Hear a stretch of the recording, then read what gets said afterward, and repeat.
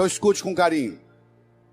Quando alguém lhe pergunta o que você faz na vida, você tem que responder de um modo que agregue valor à sua contribuição para o mundo. Então, você quer melhorar seu poder de diálogo, você tem que definir a sua contribuição no universo de uma forma que agregue valor.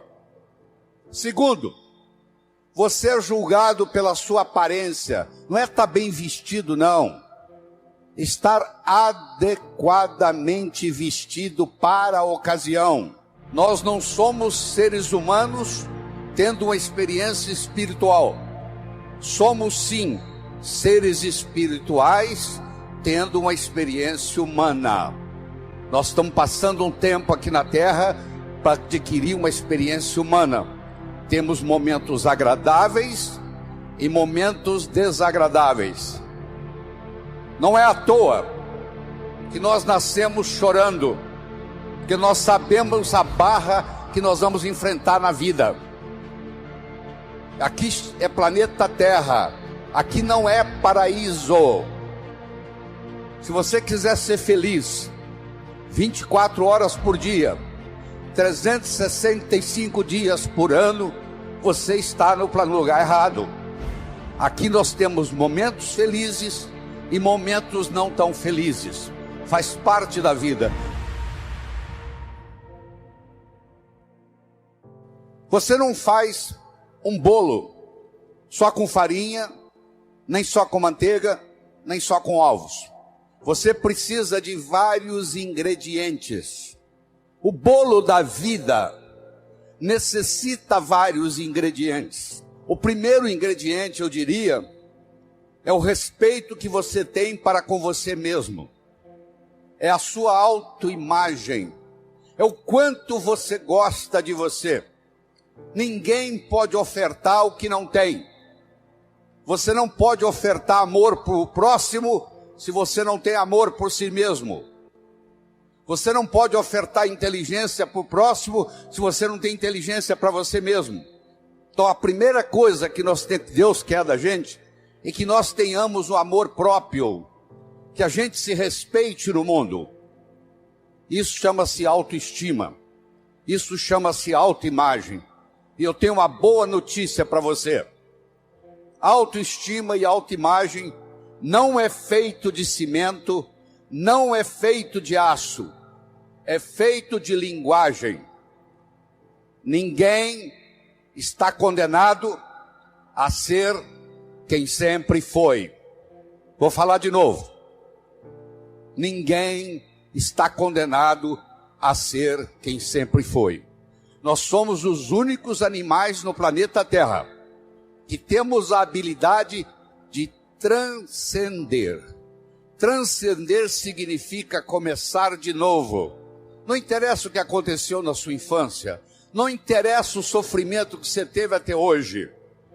O seu passado foi uma necessidade para você chegar até aqui. O seu futuro é uma possibilidade para você ir onde você quiser ir. Mas se você não se conscientizar disso, o seu futuro vai ser nada mais, nada menos do que uma repetição dos padrões do seu passado. Quais são os padrões existentes na sua família que você gostaria de se livrar deles?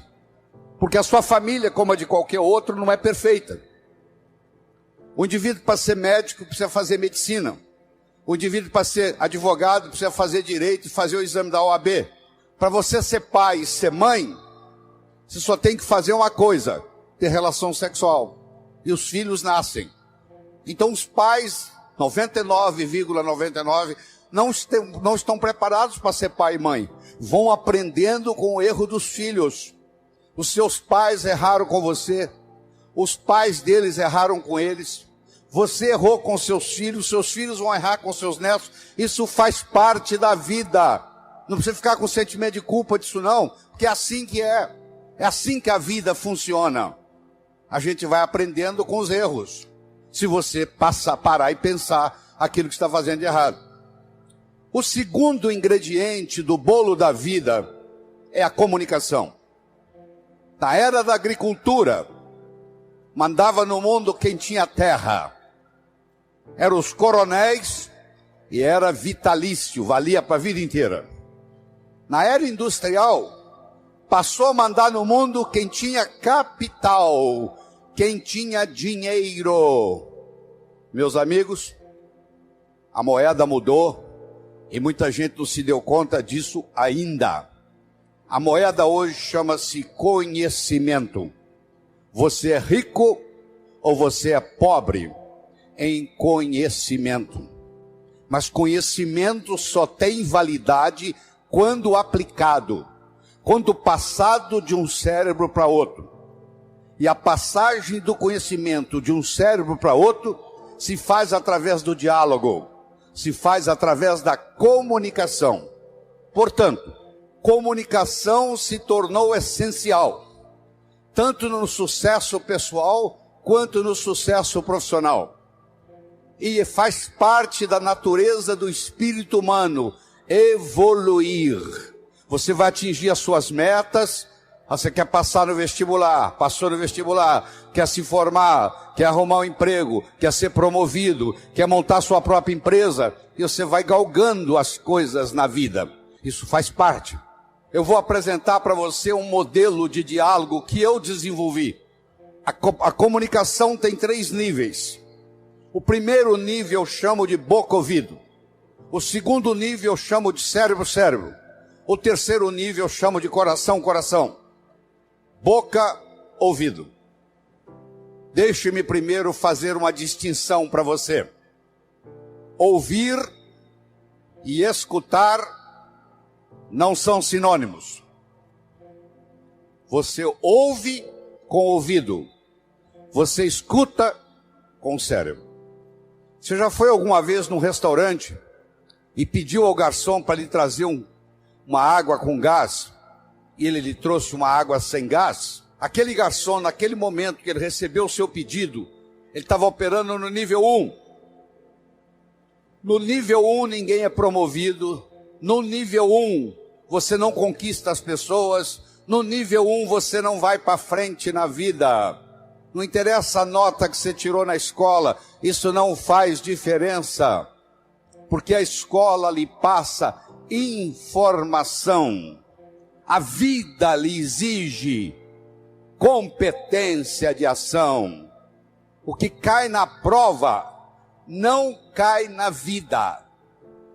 Se você observar na sua cidade, você vai encontrar indivíduos que eram CDFs e hoje são pessoas que estão perdidas na vida. E você vai encontrar também pessoas que eram estudantes medíocres e hoje são excelentes empresários. Por que isso? Porque esses segundos, eles sabem dialogar com o mundo. Eles aprenderam, talvez até intuitivamente, o poder da comunicação. Quando você está operando no diálogo no nível 1, não acontece nada. É o pai que está dando um sermão para o filho. E entra num ouvido e sai no outro. E o pai não percebe que ele vem falando isso há 5 anos e não funcionou nada. Pelo contrário, o filho até ficou rebelde de escutar o pai falar aquilo. E o pai não se dá conta que aquilo não é diálogo, que é um monólogo que ele está falando para o vento. Porque está entrando no ouvido e saindo no outro. Um pai de 45, uma mãe de 45, que conversa com um filho de 15, ela tem que entender que o filho de 15 nunca teve 45. E uma mãe de 45 já teve 15 anos. Então é função do pai, da mãe, descer ao nível do adolescente. Para poder haver uma comunicação. Você tem que entender a pessoa, entender a problemática dela, entender de onde ela está vindo, por que ela atua daquele jeito. Aí finalmente você aceita a pessoa e chega no coração.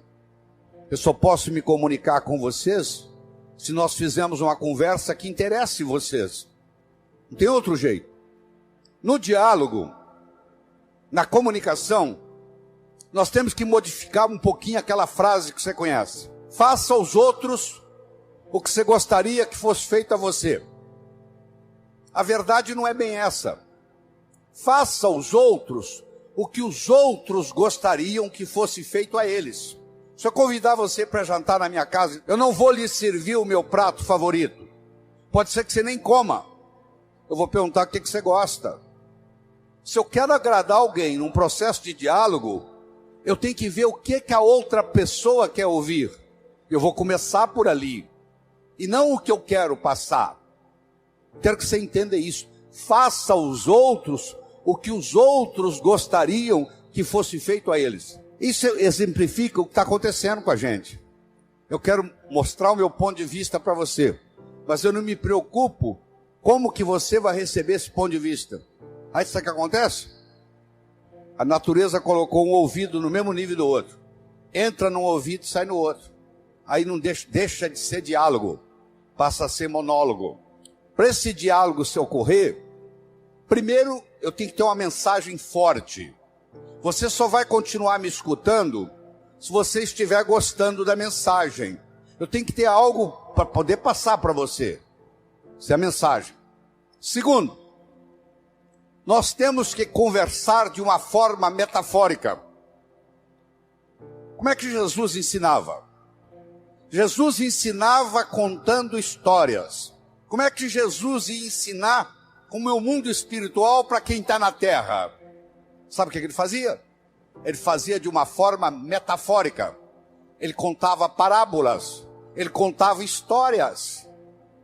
Quando eu lhe conto uma história, você não pode dizer que você não concorda com ela. Eu estou lhe contando uma história.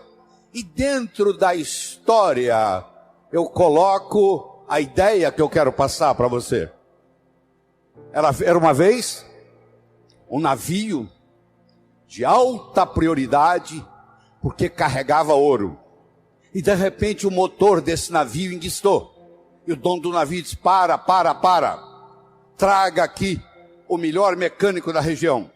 Eles trouxeram. Ele trabalhou um dia inteiro, não conseguiu consertar o motor. Ele disse: para.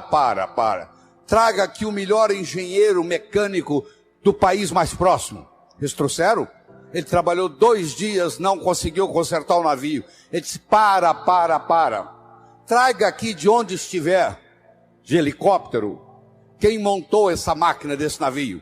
E eles procuraram, encontraram e trouxeram ele e um assistente. E eles desceram no navio de helicóptero. Foram até a casa de máquinas, escutaram o barulho da tubulação, tocaram nos tubos. E tinha uma válvulazinha vermelha num canto. E ele perguntou para o assistente dele: você tem um martelo? Tem, me empresta. Ele foi lá e pim! Ligue. Eles ligaram, tudo funcionou às mil maravilhas. Os 3 indivíduos que trabalharam, o primeiro que trabalhou 1 dia, o segundo que trabalhou 2 dias, e esse que deu a martelada na válvula, mandaram as suas respectivas contas. Quem trabalhou 1 dia, mandou uma conta de $100.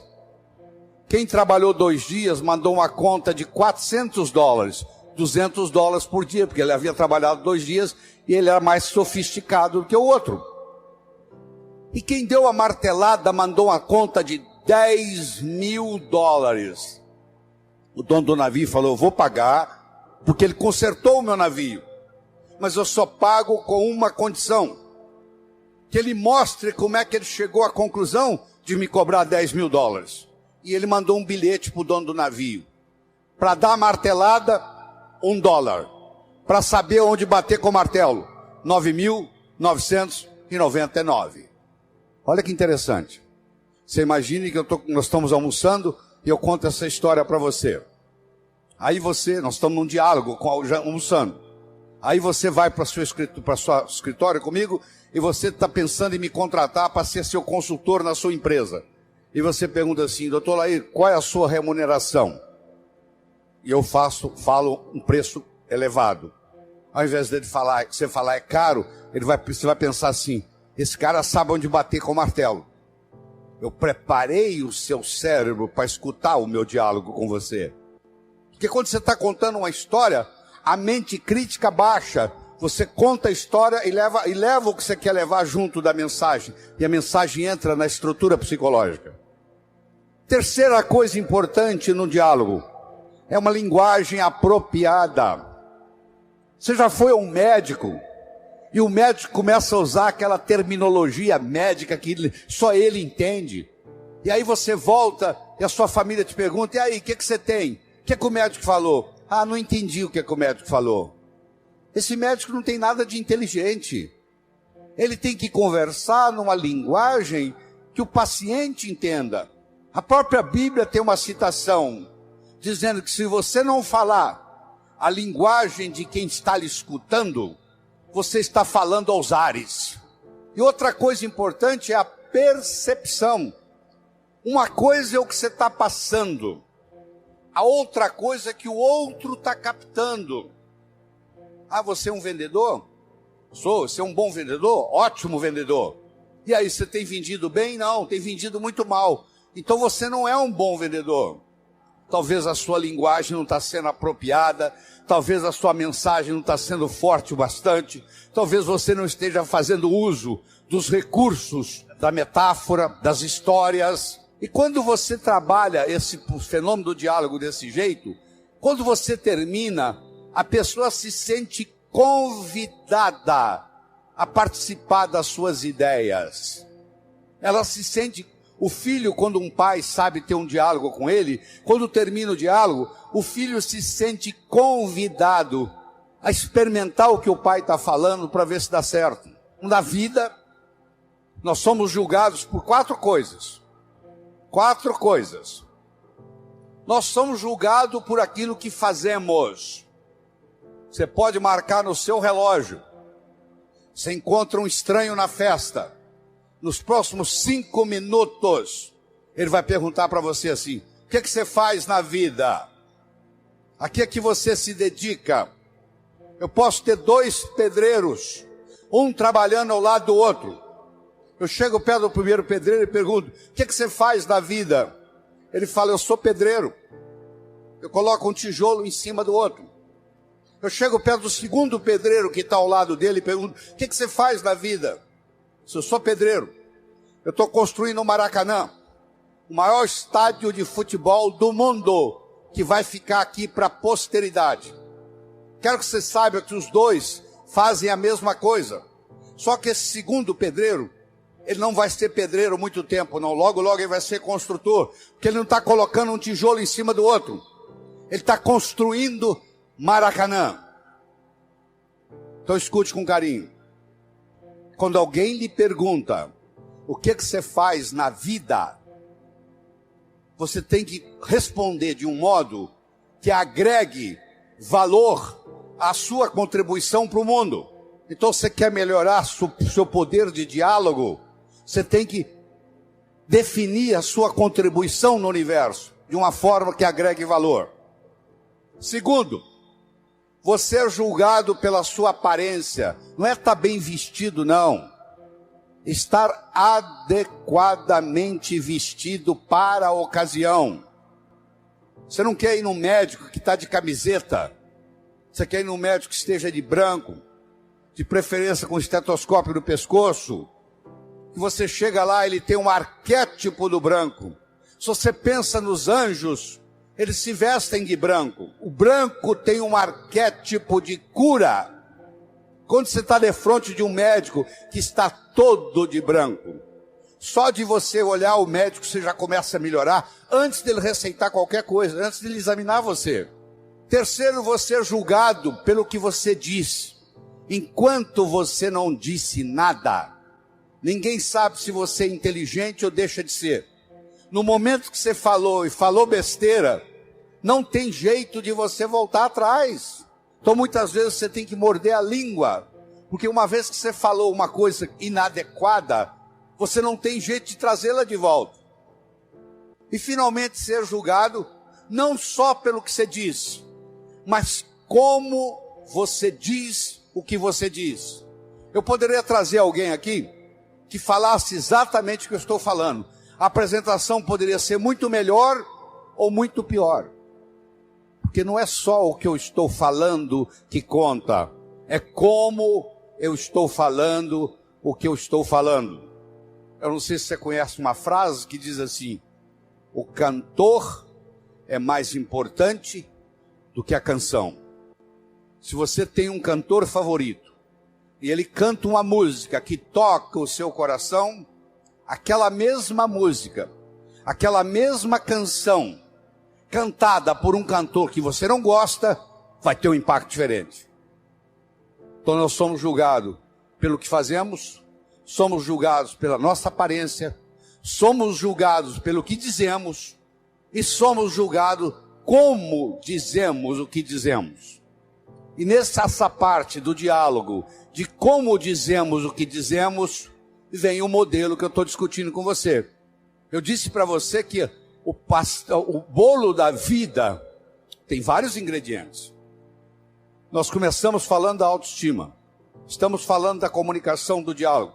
Deixa eu tocar um pouquinho nos outros. Outra coisa importante para você jovem que está nos assistindo, e é jovem de qualquer idade, juventude é uma coisa que você decide. O que eu vou fazer na vida está para frente ainda, já fiz muita coisa, mas o que eu vou fazer muito mais ainda está pela frente. Quando eu mantenho esse foco no que eu vou fazer, o meu organismo não envelhece, ele mantém a energia da juventude. Então, estabelecer metas. Todos vocês conhecem o conceito de uma ampulheta, não conhece? Aquele reloginho de areia. A areia que ainda não caiu é o futuro. A areia que está caindo é o presente. E a areia que já caiu é o passado. Deixa eu focar um pouquinho no presente. Sabe por que o presente chama presente? Você já parou para pensar por que o presente chama presente? Porque é um presente de Deus, eterno. Não interessa onde você estiver, é aqui. Não interessa que hora for, é agora. Você já viu que a sua vida é um eterno aqui e agora? Não interessa onde você estiver, é aqui. Não interessa que hora for, é agora. A vida é um eterno aqui e agora, aqui agora, aqui agora, aqui agora. Esse aqui agora é o nosso presente. É nesse momento que você vive a vida. Se você não consegue ficar no aqui e agora, é como um gato que passa por um telhado de zinco quente. Só sente o calorzinho da vida. E tem gente que está assim, está dominado pela tecnologia.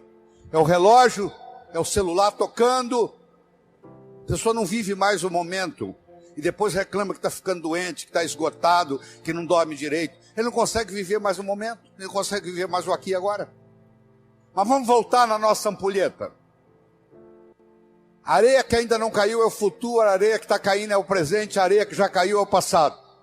Você aprendeu, e é verdade que você aprendeu, que o passado cria o presente cria o futuro. Isso é verdade, verdadeiro.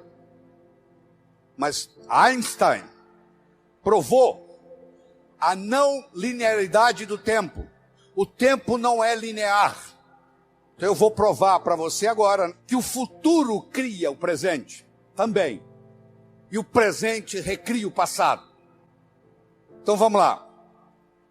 Se você comprar na segunda-feira uma viagem de volta ao mundo para daqui um mês, eu lhe garanto que a segunda-feira já começa a ficar mais interessante. Faltam 30 dias, 29, 28, 27, 26, 25 para a viagem. Você já escutou um ditado que diz assim? Muitas vezes a antecipação da festa é melhor do que a festa propriamente dita. Lembra aquela ceia de Natal que você preparou na sua casa com todo carinho, que você levou meses preparando, e na hora da ceia os dois cunhados começaram a discutir e estragou a noite? A antecipação daquela ceia foi muito melhor do que a ceia. O que acontece? Se eu tenho metas para o futuro, o seu presente fica mais interessante, porque você vai viajar daqui 30 dias, daqui 29, daqui 28. Se você não tem perspectiva de futuro, aí a droga te domina. Todo drogado que eu conheci, que eu tratei, que eu cuidei como médico, todo drogado perdeu a perspectiva do futuro. Ele não tem a noção do amanhã. Ele acha que só existe hoje. Quem só acha que existe hoje, não vai se preocupar o que a cocaína, a maconha, a heroína vai fazer no corpo, porque perdeu perspectiva de futuro. Então eu espero que você entenda que o futuro cria o presente. Eu vou provar para você agora que o presente recria o passado. Chegou uma senhora e disse: doutor Laí, eu estou aqui porque eu estou num processo de divórcio e fiquei sabendo que o seu curso fortalece o emocional, eu vim aqui fazê-lo. Deixa eu lhe contar a minha história. Eu sou casada há mais de 25 anos, eu e meu marido decidimos, por opção, não ter filhos. Ele trabalha numa multinacional, eu trabalho noutra. Ele sai de segunda a sexta para viajar pela multinacional. E eu saio de segunda a sexta para viajar pela minha multinacional. Sexta-feira à noite nós nos reuníamos, íamos para um sítio e nós passávamos sexta-noite, sábado, domingo, voltávamos segunda de manhã. A minha tia que me criou, que morava na Europa, veio nos visitar no Brasil. Eu levei-a para passar o final de semana no sítio. Ela teve uma parada cardíaca e morreu no sítio. E eu nunca mais tive coragem de ir lá. O meu marido não abre mão, ele viaja durante a semana e sexta-feira ele vai para o sítio. Eu não vejo ele durante a semana, não vejo ele no final de semana. Nós somos distanciando, estamos num processo de divórcio. Eu perguntei para ela assim: mas por que a senhora não vai no sítio? Falou: porque a minha tia morreu lá. Eu falei: mas justamente por isso. A sua tia saiu lá da Europa para te dar esse presente, para morrer no sítio, para mostrar para você o quanto que ela gostava de você.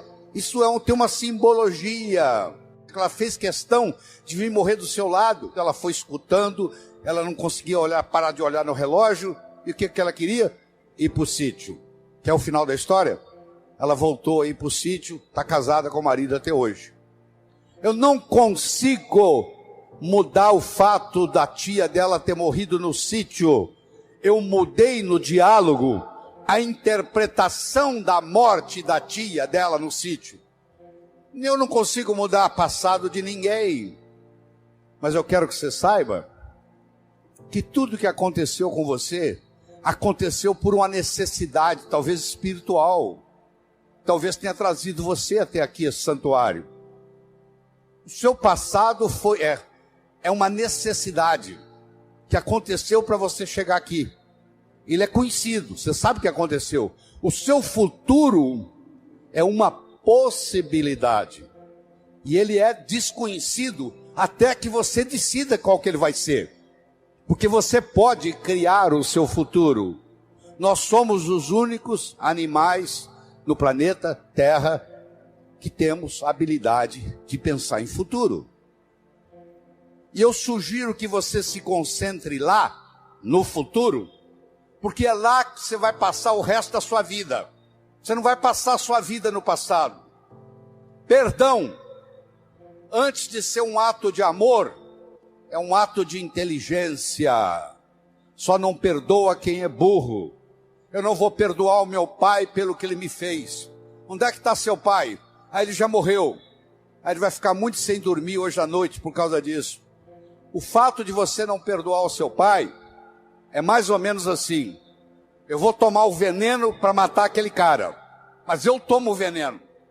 Quando eu tenho ressentimento do meu pai, quando eu tenho ressentimento da minha mãe, primeiro eu vou ter ressentimento de todos os homens e todas as mulheres no mundo, porque isso vai repercutir. Cada vez que eu encontrar um homem, vai lembrar do meu pai, eu vou ter problema. Cada vez que eu encontrar uma mulher, eu vou lembrar da minha mãe, vai ter problema. Então, se você perdoar o seu pai e perdoar a sua mãe incondicionalmente, só pelo fato de ele ser seu pai e pelo fato de ela ser sua mãe, não é a pessoa em si, não. Eu estou querendo que você perdoe o arquétipo pai. Eu estou querendo que você perdoe o arquétipo mãe. Não é que agora você perdoa a sua mãe, você tem que trazê-la para morar com você, não. Você que tem que terminar e dizer: ó, o que você fez foi feito. Eu lhe garanto que os seus pais fizeram o melhor que eles sabiam fazer. Não fez melhor porque não sabia. Eles não sabiam o que eles não sabiam. No momento que você perdoa, isso muda tudo. Isso muda a sua energia, muda a sua capacidade de ganhar dinheiro. Se você tem ressentimento do passado, você cancela o seu futuro, você não tem perspectiva de futuro. O ressentimento do passado não deixa você ter perspectiva de futuro. Não interessa o que eles fizeram ou deixaram de fazer. No momento que você fizer isso, seu coração vai se abrir. E essa renovação de esperança vai encher o seu coração. E a sua viagem aqui vai ficar inesquecível. Que vai ficar um antes e vai ficar um depois.